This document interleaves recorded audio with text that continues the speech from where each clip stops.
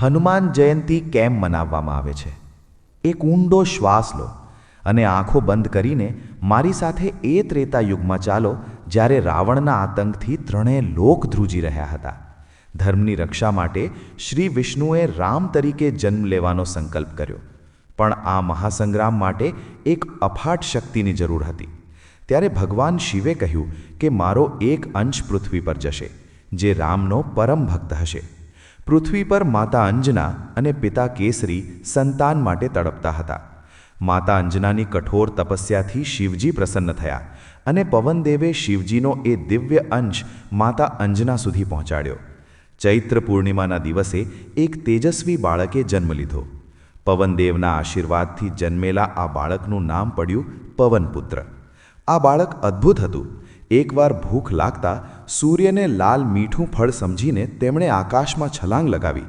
ઇન્દ્રદેવે ગભરાઈને વજ્રથી પ્રહાર કર્યો, જેનાથી તેમની હડપચી એટલે કે હનુ પર ઈજા થઈ અને આથી જ તેમનું નામ હનુમાન પડ્યું. પવનદેવ ક્રોધિત થયા ત્યારે બ્રહ્માજી સહિત તમામ દેવોએ આવીને બાળકને અગણિત વરદાનો આપ્યા અને સ્વયં સૂર્યદેવ તેમના ગુરુ બન્યા.